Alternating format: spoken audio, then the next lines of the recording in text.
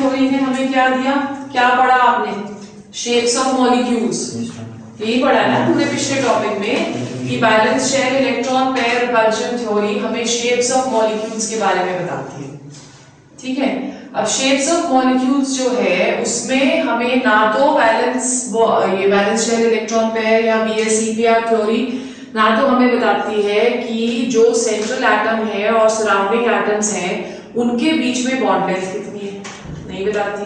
वो सिर्फ बताती है कि डायरेक्शनल नेचर है बॉन्ड्स की और इस तरह से जो सेंट्रल एटम है उसके अराउंड जो मॉलिक्यूल्स हैं या एटम्स हैं वो अरेंज्ड है और कितने एंगल्स पे अरेंज्ड है। तो बेसिकली वो सिर्फ हमें एंगल्स बता रही है। दूसरा वो हमें बता रही है क्या कि रिपल्शन होती है लोन पेयर में, रिपल्शन होती है लोन पेयर बॉन्ड पेयर में और रिपल्शन होती है बॉन्ड पेयर में। ठीक है, उस रिपल्शन की वजह से जो सराउंडिंग एटम्स हैं वो अपने आप को इस तरह से डायरेक्ट करते हैं सच दैट उनके बीच में रिपल्शंस मिनिमाइज हो जाए, राइट। तो वो ना हमें बॉन्ड लेंथ बताएगी, ना ही वो हमें क्या बता रही है, बॉन्ड एनर्जी भी नहीं बता रही कि कितनी एनर्जी हमें चाहिए एक बॉन्ड को ब्रेक करने के लिए, वो भी वो नहीं बताती। सो बेसिकली BSEPR जो है वो एक थ्योरेटिकल कॉन्सेप्ट है, ठीक है, और वो हमें शेप्स ऑफ मॉलिक्यूल्स एक्सप्लेन करती है but nature of bonding explain नहीं करती। तो नेचर ऑफ बॉन्डिंग एक्सप्लेन करने के लिए दो और थ्योरीज पुट करी गई। First which was known as the valence bond theory and the second which was known as the molecular orbital theory। दोनों थ्योरीज को हम वन बाय वन करेंगे, ठीक है। सो आज हम कर रहे हैं valence bond approach of a covalent bond. ये वाला जो वैलेंस बॉन्ड थ्योरी भी हम इसे बुलाते हैं,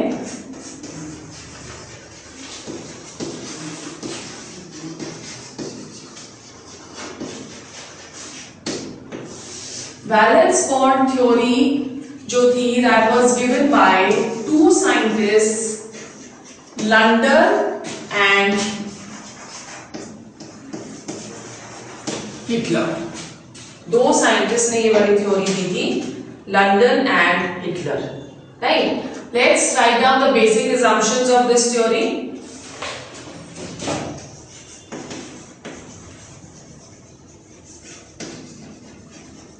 Basic assumptions of this theory। First assumption लिखो, according to this theory atoms do not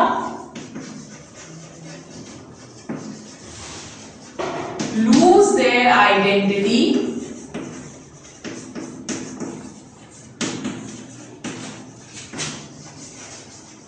even after bonding। Atoms do not lose their identity even after bonding। और बॉन्डिंग से क्या होगा, फॉर्मेशन ऑफ अ मॉलिक्यूल। तो जब atoms combine कर रहे हैं टू फॉर्म मॉलिक्यूल्स तो उनकी इंडिविजुअल जो आइडेंटिटीज होती है वो उसको लूज नहीं कर रहे, ठीक है। Then number 2, the bond is formed due to interaction of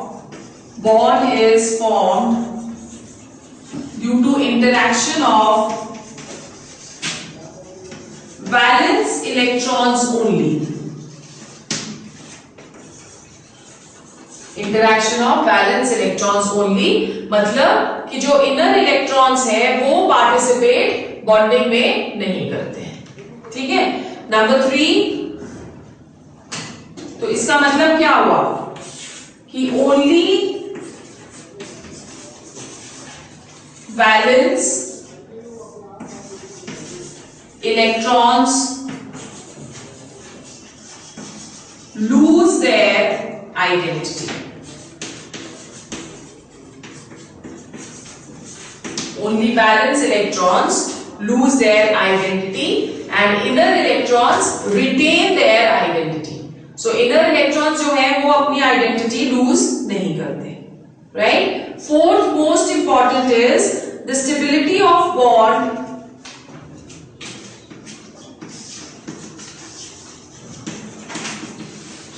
the stability of depends upon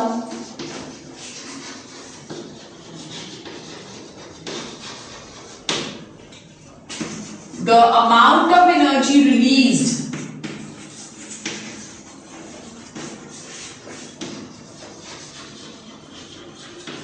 depends upon the amount of energy released due to formation of a bond या during formation of a bond.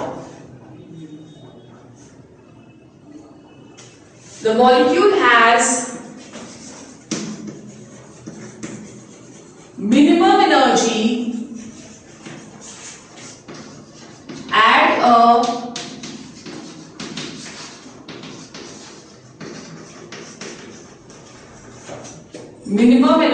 at a specific distance called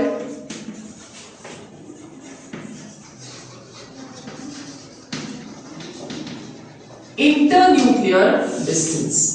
Internuclear distance जो है that is the distance between the center of the two nuclei of two bonded atoms.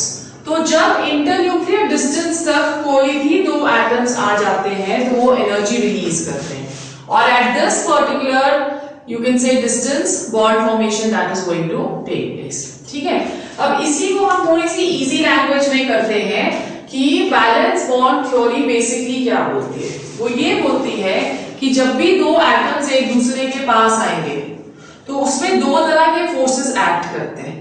One which is known as attractive forces.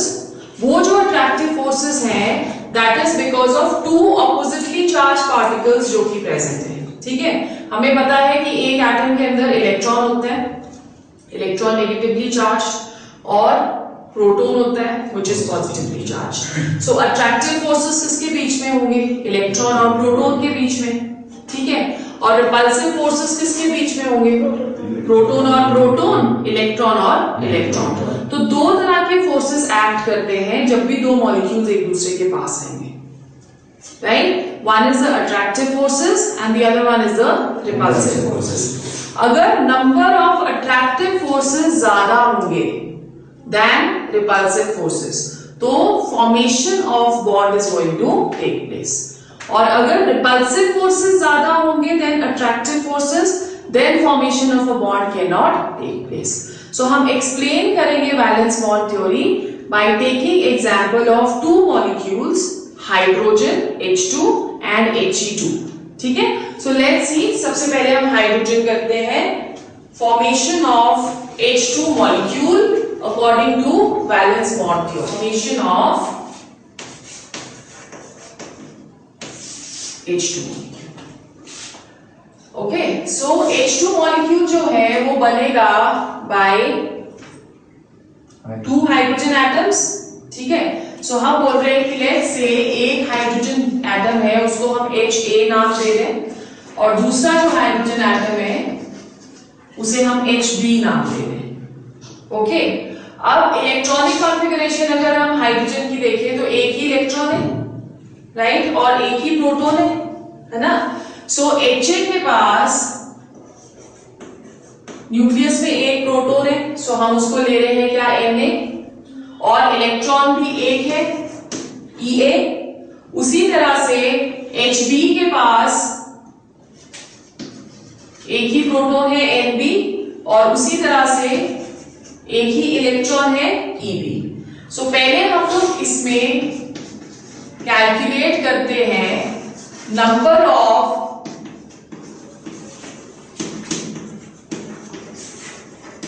attractive forces. number of attractive forces.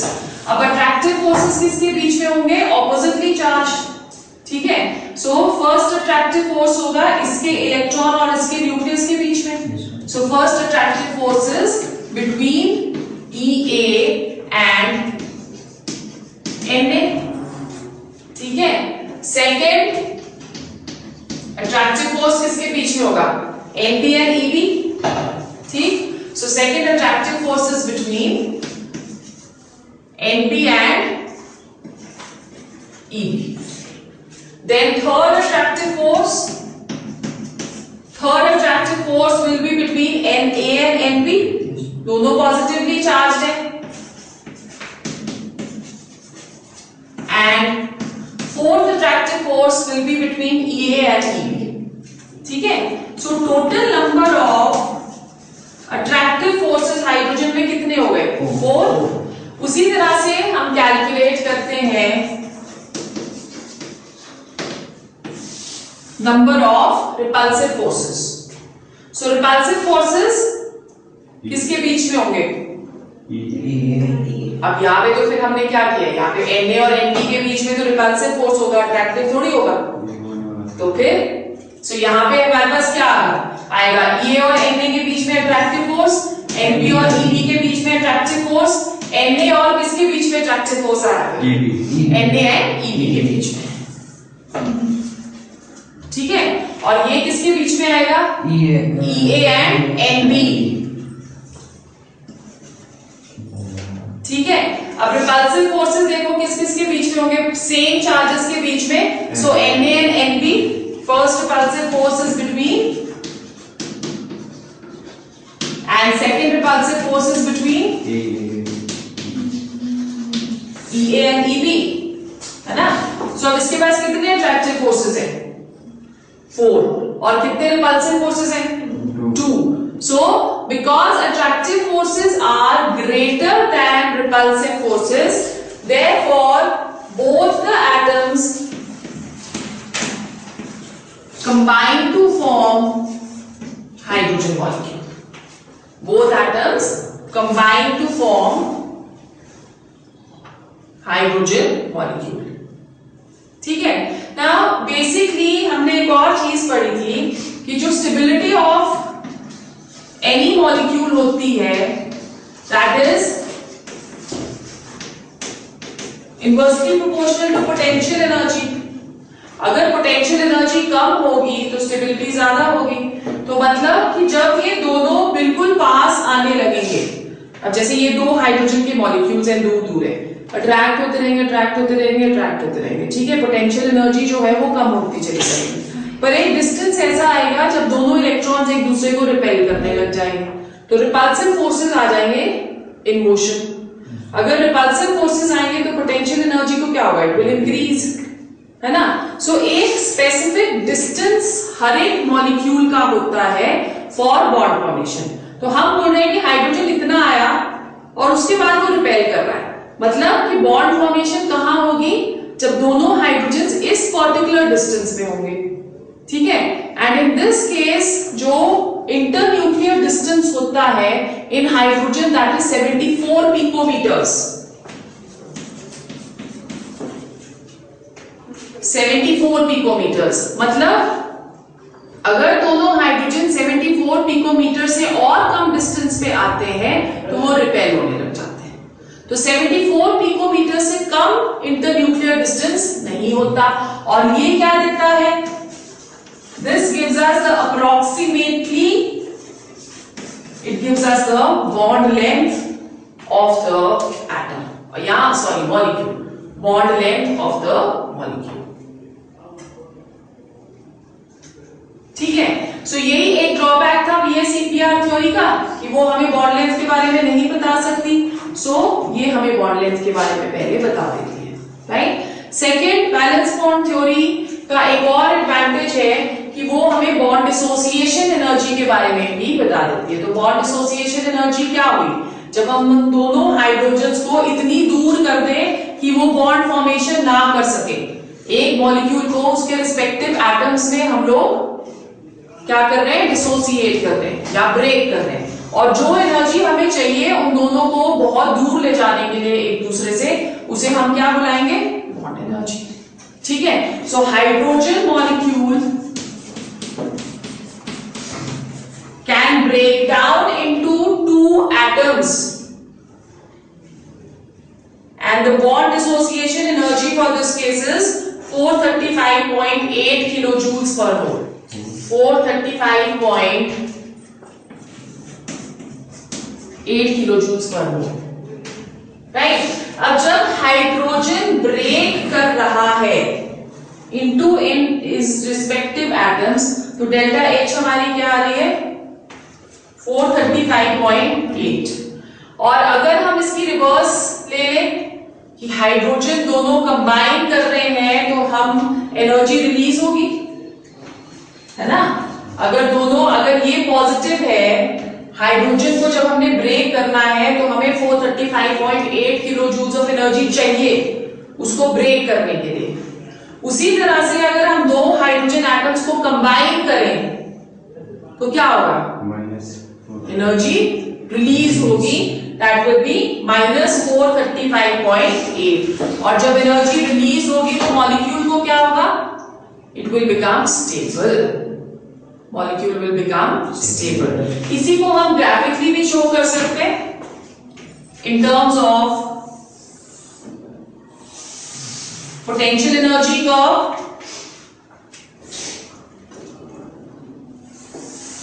Let's say this is the potential energy and this is the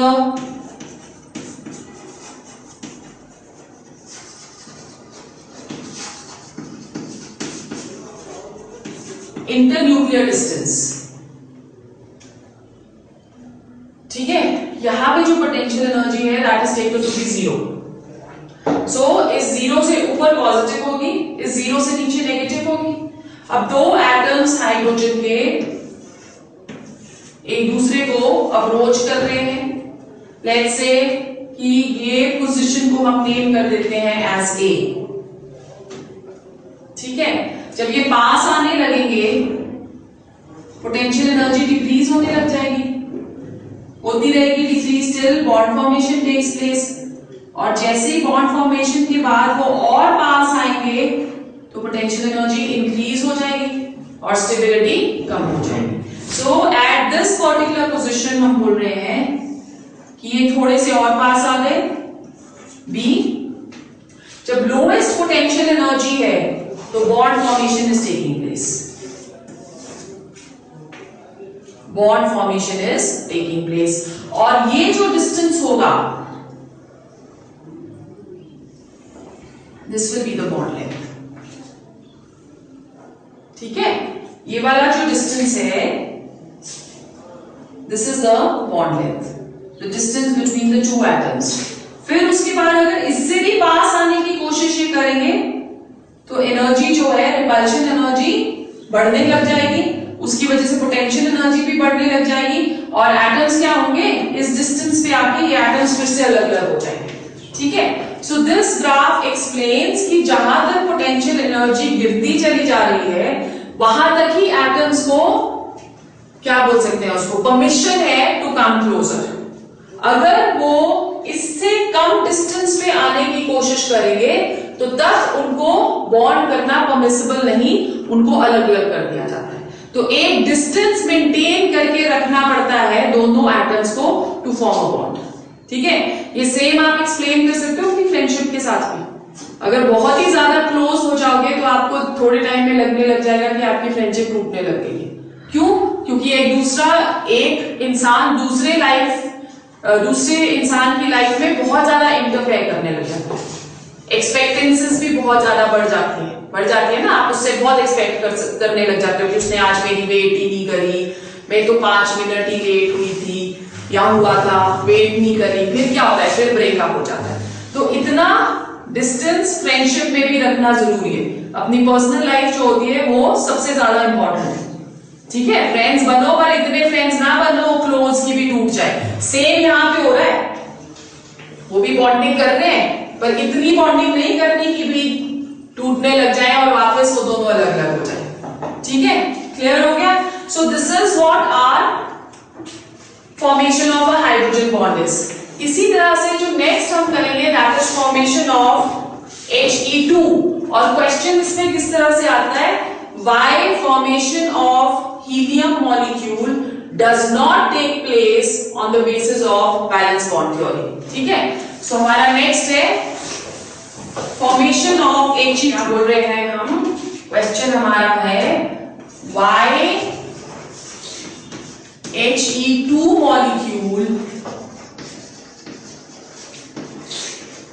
is not formed, why He2 molecule is not formed according to valence bond approach।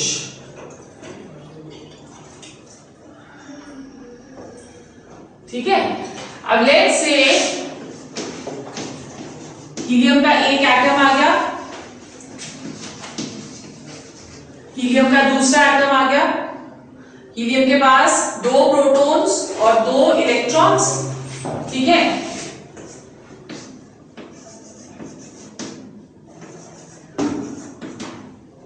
Right, उसी तरह से इसके पास भी 2 protons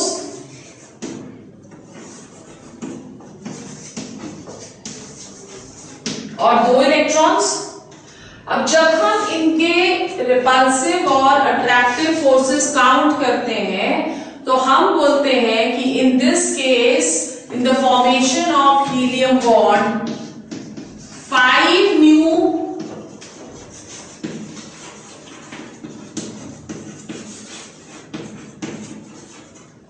new repulsive forces and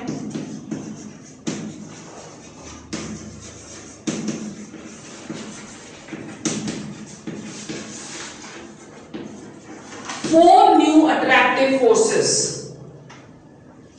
4 new attractive forces come into existence, right? Now because over here the number of repulsive forces are greater than the number of attractive forces, therefore repulsive forces जो है वो predominate करेंगे, और अगर repulsive forces predominate करते हैं तो क्या बोलते हैं हम वैलेंस बॉन्ड थ्योरी के accordingly, bond formation will not take place, ठीक है। if number of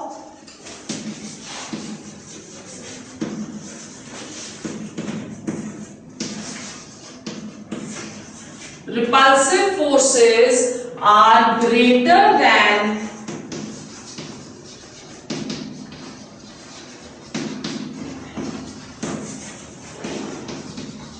number of attractive forces, bond formation in case of helium will not take place, ठीक है। so this is our valence bond theory, आ गई समझ। then let's go on to the next topic, orbital overlap concept of covalent bond.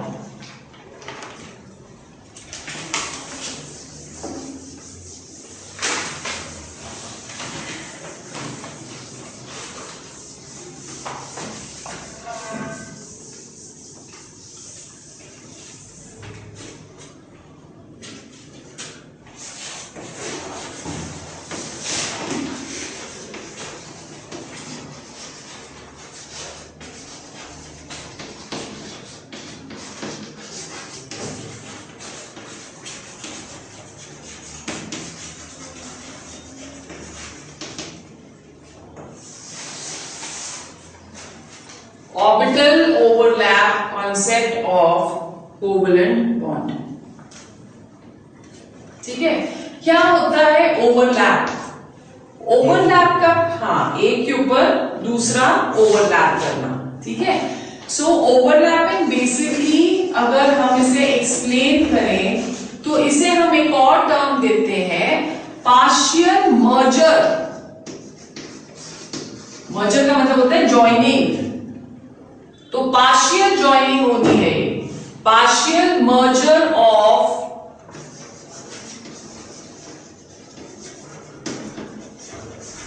Bonding orbitals, partial merger of bonding orbitals is called overlapping, is called overlapping। अब जितनी ज्यादा overlapping होगी उतना ही bond stronger होगा, right. जितनी ज्यादा overlapping उतना ही bond stronger. दो तरह की ओवरलैपिंग हम लोग पढ़ेंगे इसमें। The first overlapping that is known as head to head overlap, head to head overlap। और दूसरी जो ओवरलैपिंग है उसे हम बुलाते हैं side wise overlap.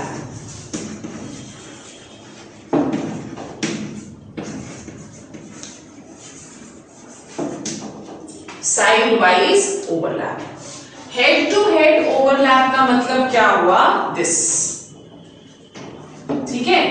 This is head to head overlap, hand to hand overlap या head to head overlap, and this is side wise overlap, right. So जब हेड टू हेड ओवरलैपिंग होती है तो जो बॉन्ड फॉर्मेशन होती है उसे हम बुलाते हैं sigma bond. Head to head overlap is going to be sigma bond, और जो साइड वाइज ओवरलैप है उसे हम बुला रहे हैं पाई बॉन्ड।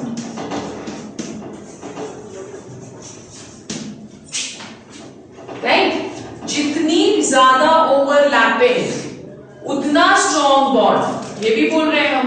तो हेड टू हेड ओवरलैप हमेशा ज्यादा होता है, extent of overlap is always more,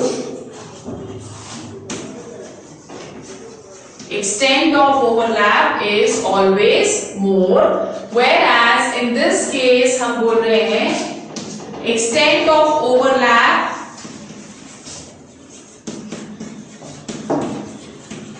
is less, right?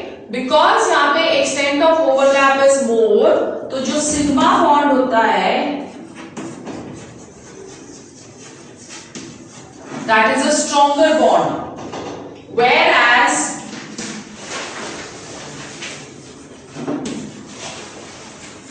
Pi bond is a weak bond. ठीक है, stronger bond and pi bond is a weak bond. अब it is very very essential for us to know कि pi bonding के लिए sigma bond का होना जरूरी है, राइट। सो हम एक और डिफरेंस इन दोनों के बीच में डाल सकते हैं कि जो सिग्मा बॉन्ड होता है that can exist independently, it can exist independently, whereas pi bond always need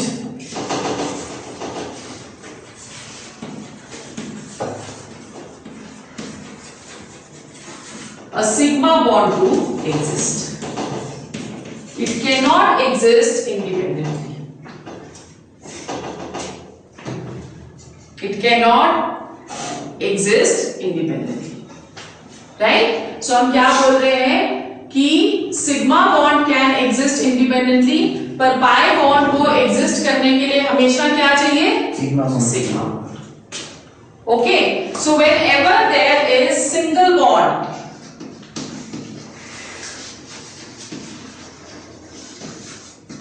whenever there is a single bond between atoms, only sigma bond is present. अगर सिंगल बॉन्ड है तो always sigma bond is present. अगर double bond present है,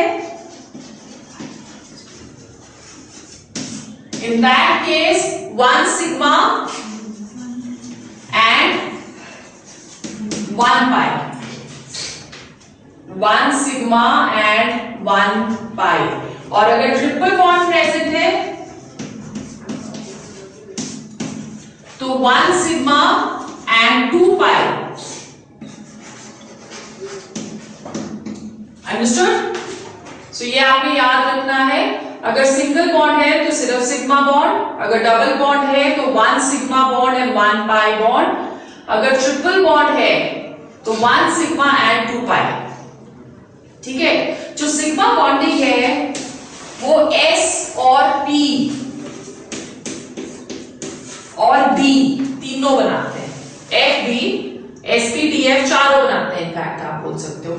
Whereas जो pi bond है that is not formed by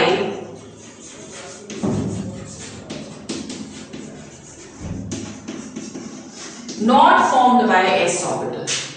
S orbital सिर्फ क्या बनाएगा? Sigma bond. S orbital pi bonding नहीं अंडरगो करता। क्यों? क्योंकि एस जो है वो नॉन डायरेक्शनल है।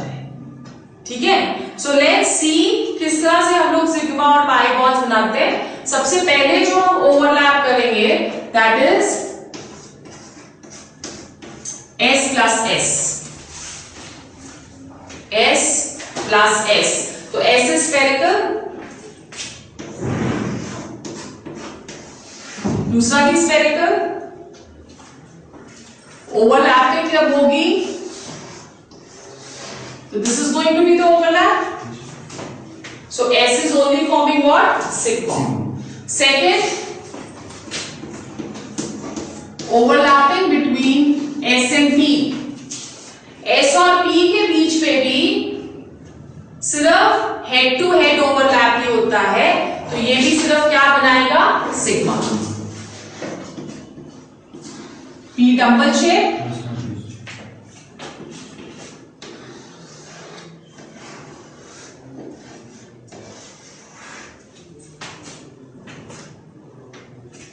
P के बीच में दोनों तरह का ओवरलैप होता है, हेड टू हेड,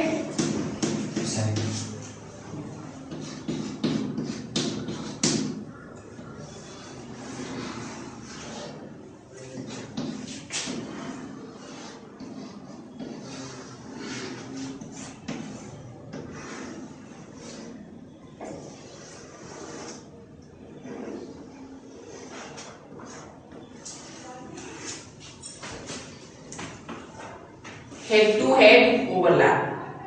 ठीक है, अब यहां पे देखो एक्सटेंट ऑफ ओवरलैपिंग आप कैसे शो करोगे सब में? ये एक्सटेंट ऑफ ओवरलैपिंग, यहां पे ये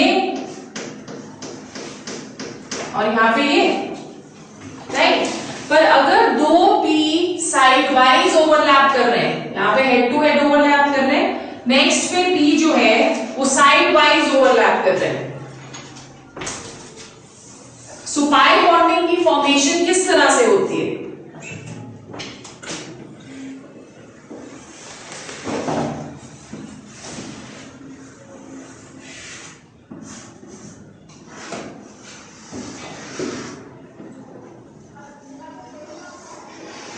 ऐसे होगी. ठीक है, सो पाई बॉन्ड दो बॉन्ड्स बनाता है या दो क्लाउड्स बनाता है, एक प्लेन के ऊपर और एक प्लेन के नीचे.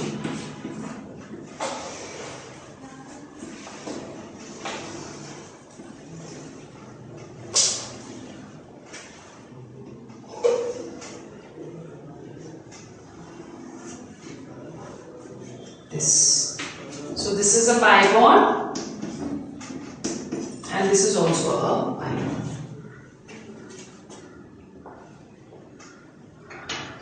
ठीक है, इज इट क्लियर? हो गया, बिल्कुल साफ सुथरा समझ में आ गया ना, कोई प्रॉब्लम तो नहीं है? ओके, सो दिस इज, अगर हमको बोले कि डिफरेंसेस लिखो तो लिख सकते हो 6 differences between sigma bond and pi bond. First difference ये हो गया हेड टू हेड ओवरलैप, उसका side wise overlap. Second difference extent of overlap is मोर, वहां पे extent of overlap is less. Third difference, this is a stronger bond, that is a weaker bond. Fourth difference, ये exist करता है independently, वो exist नहीं करता independently. Fifth difference, SPDF सारे S bond बनाते हैं, sorry sigma bond बनाते हैं, और side wise में या pi bonding में S does not participate. So 5 हो गए हमारे, एक और है.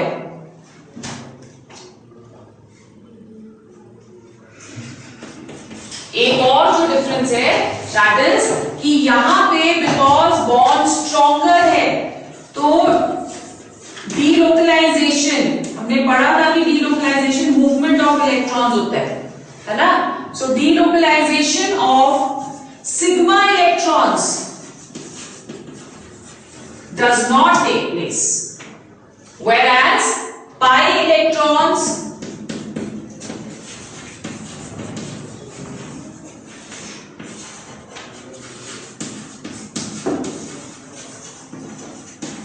pi electrons can delocalize. This is the 6th difference. ठीक है, we've understood this. Okay, the next जो हमारा टॉपिक है that is directional properties of covalent bonds. Directional properties of covalent bonds. Directional properties of covalent bonds. Directional properties का मतलब क्या हुआ? हम बोलते हैं कि जब भी ओवरलैपिंग होती है, ओवरलैपिंग तीन तरह से हो सकती है। कोई भी एक आप बोल सकते हो कि ऑर्बिटल है, उसमें एक जैसे किसी एक सेल में एक पॉजिटिव टर्मिनल और एक नेगेटिव टर्मिनल होता है ना, उसी तरह से जब भी हम लोग एक ऑर्बिटल करेंगे जहां पे इलेक्ट्रॉन डेंसिटी ज्यादा होगी वहां पे नेगेटिव चार्ज आ जाता है, और जहां पे इलेक्ट्रॉन डेंसिटी कम होती है वहां पे पॉजिटिव चार्ज आ जाता है। ठीक है, सो अगर पॉजिटिव और पॉजिटिव दोनों एक दूसरे के पास आके ओवरलैप करें तो उसे हम पॉजिटिव ओवरलैप बुलाते हैं, और अगर पॉजिटिव और नेगेटिव एक दूसरे के साथ ओवरलैप करें तो उसे हम नेगेटिव ओवरलैप बुलाते हैं। तो जितने भी ऑर्बिटल्स ओवरलैप करेंगे वो पॉजिटिवली भी ओवरलैप कर सकते हैं और नेगेटिवली भी कर सकते हैं। सो लेट्स सी किस तरह से हम उसको रिप्रेजेंट करेंगे। Positive overlap,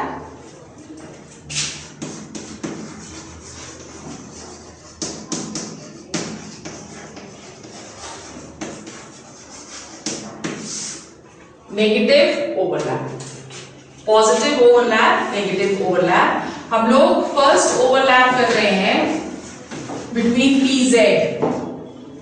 PZ remember only forms sigma bond. PZ अगर पीजेड के साथ ओवरलैप करेगा तो वो सिर्फ सिग्मा बॉन्ड बनाएगा। सो पाई बॉन्ड जो बनाते हैं that is going to be X and Y. कितने ऑर्बिटल्स होते हैं पी में?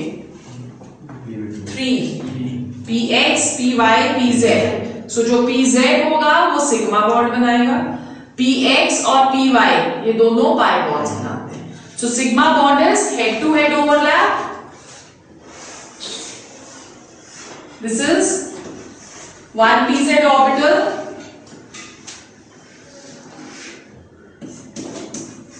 Next pz orbital.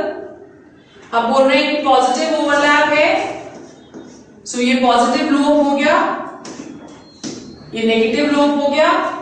पॉजिटिव और पॉजिटिव दोनों जब ओवरलैप करेंगे तो पॉजिटिव ओवरलैप हम किस तरह से शो करेंगे?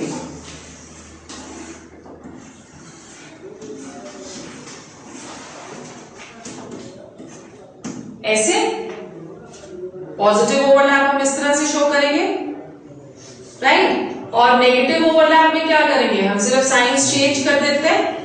ठीक है, तो हमारे पास क्या आ जाता है यहां पे?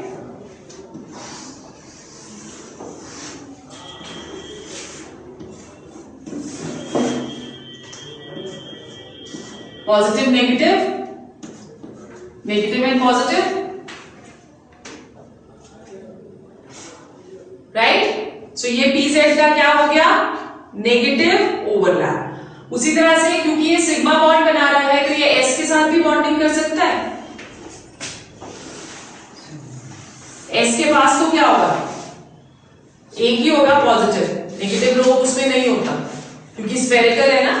सो इसलिए s के पास सिर्फ पॉजिटिव ही होगा। सो यहां पे आ गया पॉजिटिव नेगेटिव पॉजिटिव, ठीक है। और नेगेटिव ओवरलैप में क्या आ जाता है हमारे पास?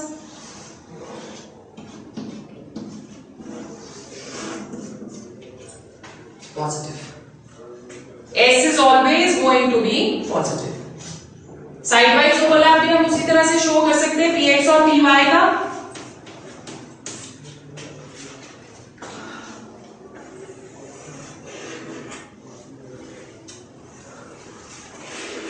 Positive positive, negative and negative, right? ये दोनों px की ओवरलैप है। अब नेगेटिव ओवरलैप में हम कैसे शो करेंगे? एक लोब यहां पे नेगेटिव हो जाएगा,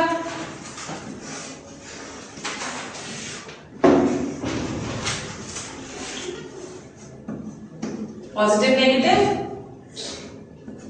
नेगेटिव पॉजिटिव, राइट? फिर थर्ड हमारे पास आता है py, positive overlap,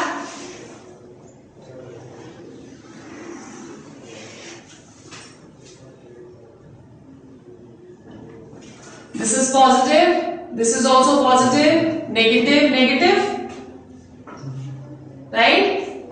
This is py and this is also py. और नेगेटिव ओवरलैप में